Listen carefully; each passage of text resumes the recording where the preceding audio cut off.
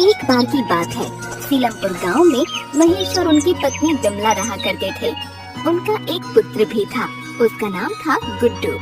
गुड्डू बचपन से ही होशियार था। उनके घर में एक वफादार कुत्ता ब्राउनी भी था। एक दिन जब गुड्डू स्कूल से अपने दोस्तों के साथ घर आ रहा था, तभी रास्ते में उसे ब्राउनी दिखा।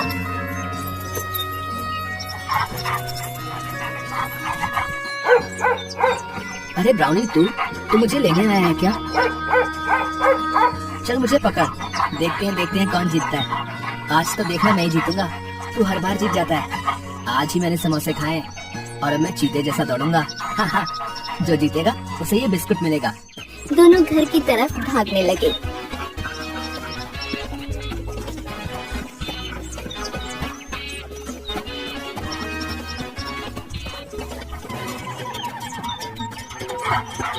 ब्राउनी घर पहले पहुंच गया। तू फिर से जीत गया। अब माँ बुला रही है, जल्दी चल। ठीक है, देता हूँ, ये ले। लेकिन हम आधा आधा करेंगे, ठीक है? दोनों ने बिस्कुट खाया। अब घर चल। ब्राउनी इसे खेलने के लिए कोशिश करने लगा। अरे बाबा, खाना तो खाने दे, फिर खेलूंगा तेरे साथ। पहले हम खाना खाएंगे, समझा? भूख के मारे मेरी जान जा रही है। अब जल्दी चल, माँ इंतजार कर रही होगी। गुड्डू जैसे ही अंदर पहुंचा, वहाँ चारपाई पर उसने देखा उसकी बुआ बैठी है। गुड्डू ने जैसे ही अपनी बुआ को देखा, वो चिल्ला कर बोला, बुआ! अरे कितना बड़ा हो गया हमारा बच्चा। मैंने सुना तो बहुत होशियार हो गया है। हाँ, मैं हमेशा फर्स्ट आता हूँ।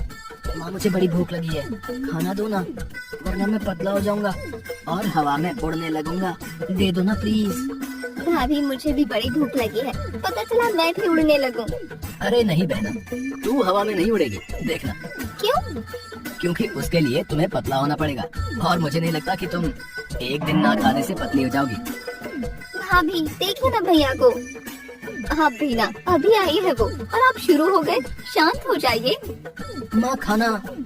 आप सब हाथ धो लीजिए, मैं आपके लिए खाना लगाती हूँ। सबने खाना खाया। गुड्डू ने जल्दी खाना खत्म किया और खेलने चला गया। मैं चला माँ। जल्दी आ जाना, ठीक है?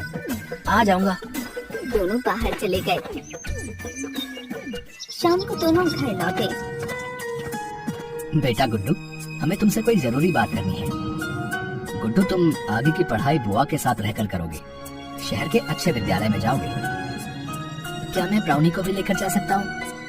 नहीं बेटा, अगर ब्राउनी भी वहाँ गया तो तुम ढंग से पढ़ाई नहीं कर पाओगे, इसलिए वो यहीं रहेगा और तुम छुट्टियों में उससे मिलने आना। तब तुम्हें दिन भर खेलने से कोई नहीं रोकेगा, ठीक है?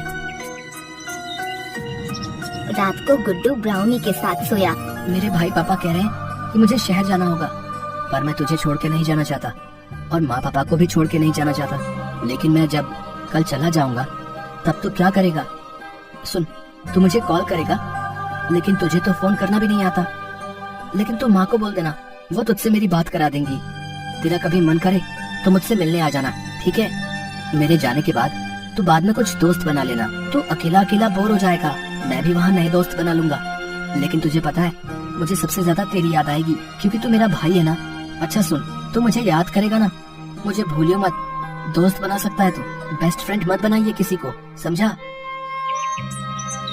अगली सुबह जाने से पहले ब्राउनी ये ले घंटी, इसे पहन के रखियो, ठीक है?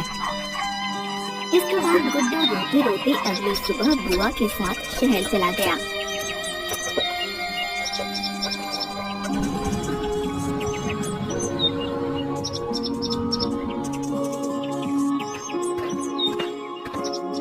कार्तिक गुड्डू के गले लगा।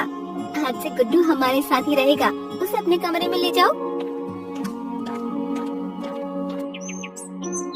कुछ दिनों बाद गुड्डू का एडमिशन कार्तिक के स्कूल में हो गया। दोनों बच्चे मन लगाकर पढ़ने लगे।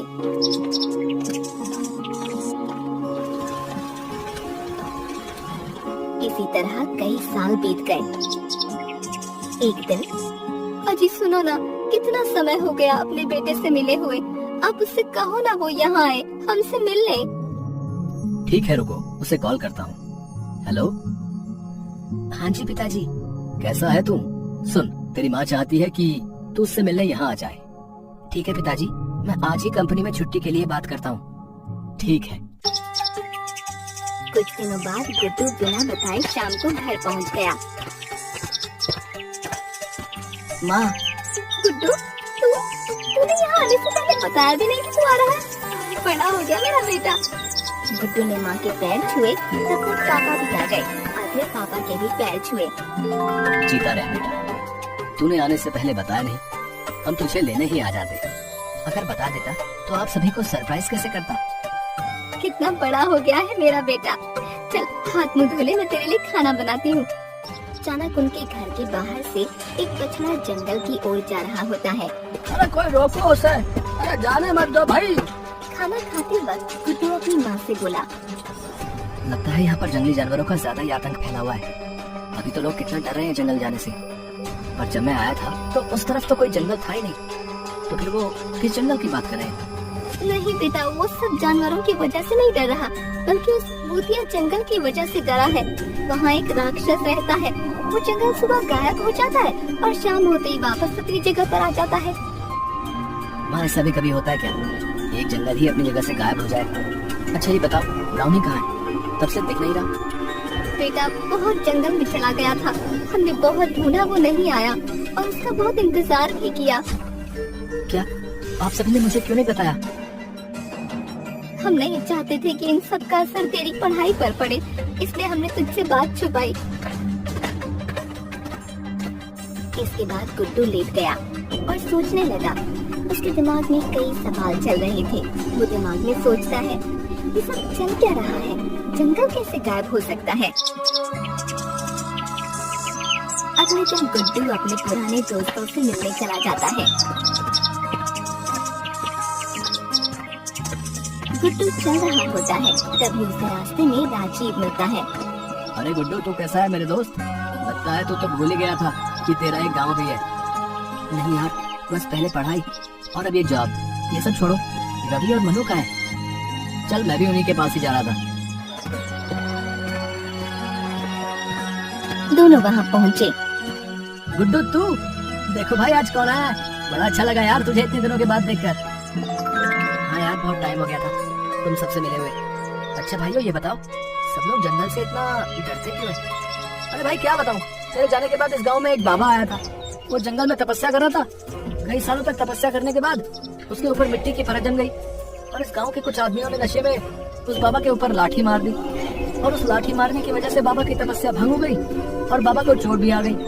तब से उस बाबा ने इस जंगल को और इस गांव के लोगों को श्राप दे दिया कि अगर इस गांव का कोई भी इंसान जंगल की तरफ जाएगा तो वो कभी भी वापस नहीं आएगा। वो जो लोग वहाँ गए थे वो आज तक वापस नहीं आए और उसके बाद जितने भी लोग जाने अनजाने से गए वो भी कभी वापस नहीं आए।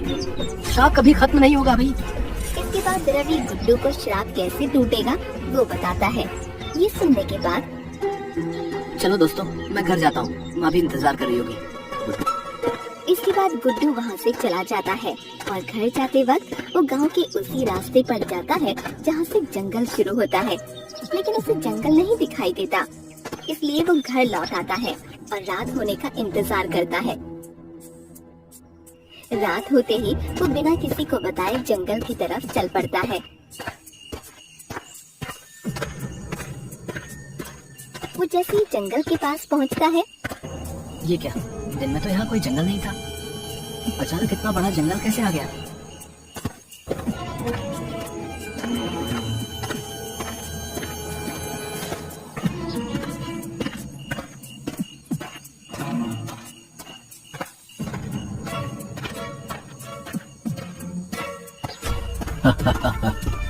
देखो तो कौन आया है। तू यहाँ क्यों आया है? बोल। बस पिछली बार तूने पूछा था ना, इस बार मैं पूछूंगा। नहीं मैं पूछूंगा। नहीं मैं, नहीं मैं, नहीं मैं। दोनों लड़ने लग जाते हैं। उन दोनों को लड़ता देख गुड्डू चुपचाप आगे बढ़ने लगता है, लेकिन जैसे ही वो आगे बढ़ता है, कहाँ जा रहा है रे तू? बचना चाहता है? अब हम तुझे भी गायब कर देंगे। और तुझे पूरी जिंदगी भर हमारी सेवा करनी पड़ेगी, जैसे कि यहाँ आए बाकी सब हमारी सेवा कर रहे हैं। गुड्डू डर जाता है। गुड्डू अचानक बोला, तुम्हें मुझे ले जाने से पहले मेरे मालिक से पूछना पड़ेगा, समझे? वरना मेरे मालिक तुम सबकी चटनी बनाकर रोटी के साथ खा जाएंगे। लेकिन मैं तुम्हारी उनसे बात करवा सकता हूँ। करवाओ तो, हम भी तो देखें कौन है तुम्हारा मालिक। अपने फोन में एक ऐप खोलता है और उसमें कुछ टाइप करता है और उस फोन से आवाज आती है। क्यों याद किया है मुझे? मालिक, ये दो छोटे भूत मुझे अपनी सेवा करने के लिए ले जा रहे हैं। मैंने तो कह दिया मैं बस आपका सेवक हूँ। तो कहते हैं कि कौन है तेरा, तो मैंने आपसे इनकी बात करवाने की सोची। सुनो है, अगर मेरे सेवक को कुछ भी किया तो तुम्हें पुलाव बनाकर खा जाऊंगा। तुम जानते नहीं क्या, इस जंगल पर भी अब मेरा राज होने वाला है। बस रजिस्ट्री बाकी बची है। रुको, तुम सबको सबक सिखाता हूँ।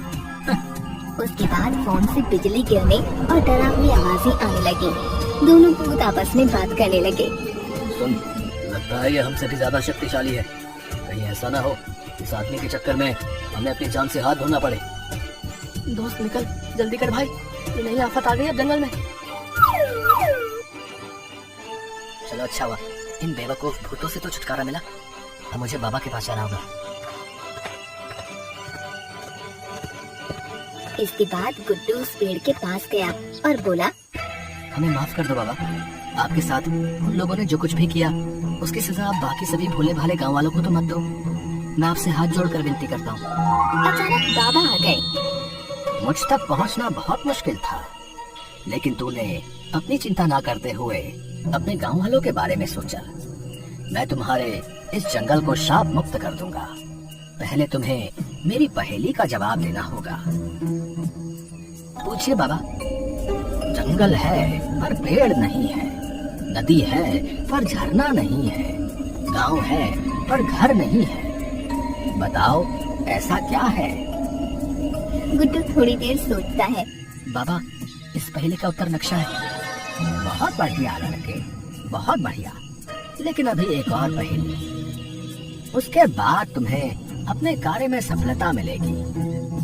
जीवन में सबसे ऊंचा पद किसका है?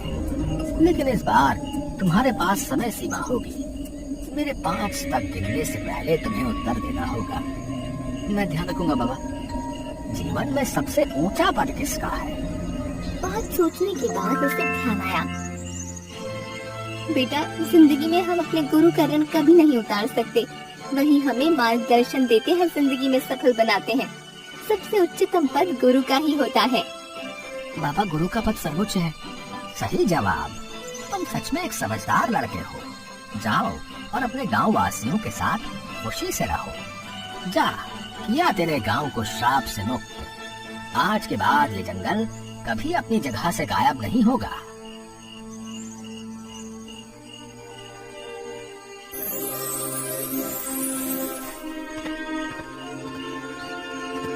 तभी गांव के सभी लोग मशाल लेकर जंगल के बाहर खड़े होते हैं और गुड्डू को देखते ही गुड्डू की माँ विमला, तू वहाँ क्यों गया बेटा? तुझे कुछ हो जाता तो? माँ तू ही बता, अगर मैं नहीं जाता तो ये सब ठीक कैसे होता? कभी ना कभी किसी न किसी को तो सब खत्म करना ही था ना। तुझे तो खुश होना चाहिए कि तेरे बेटे ने ये सब खत्म कर दिया। हाँ बेटा, मैं बहुत खुश हूँ। लेकिन बेटा, ये सब तुमने किया कैसे? ज्यादा कुछ नहीं, मैंने अपनी कंपनी के लिए एक ऐप बनाया था जिसमें हम कुछ भी टाइप करें तो वो टाइप की गई चीजें अपने आप आवाज में बदल जाती हैं। हम किसी इंसान की आवाज निकाल सकते हैं। इसके बाद गुड्डू ने सारी बात गांव वालों को समझाई कि किस तरह उसने गांव को श्राप मुक्त किया। तुम्हारी वजह से बेटा हम गांव के इस भयानक श्राप से मुक्त हो गए। हर बार कोई न कोई वहाँ चला जाता और अपनी जान से हाथ धो बैठता, लेकिन अब ये हमेशा के लिए खत्म हुआ। जैसे ही गुड्डू और सब लोग घर जा रहे होते हैं, तभी घंटी बजने की आवाज आई और एक कुत्ते के भौंकने की आवाज सुनाई देती है। सब जैसे ही पीछे मुड़ते हैं, ब्राउनी गुड्डू के सामने से दौड़ता हुआ आता है। ब्राउनी, तू कहाँ चला गया फिर? तू तुझे मेरी याद नहीं आई? आज के बाद अकेले मत जाइए, समझा? तेरे लिए ही मैंने उस जंगल में जाने का फैसला किया था ब्राउनी। अब कभी मुझसे दूर मत जाना। वो दोनों एक दूसरे के गले लगते हैं और गुड्डू रोने लगता है। सच में जानवर भी मोह और प्यार के भूखे होते हैं। हमें हर एक जानवर से प्रेम भाव से पेश आना चाहिए, क्योंकि वो भी हमारे समाज का एक अभिन्न अंग है।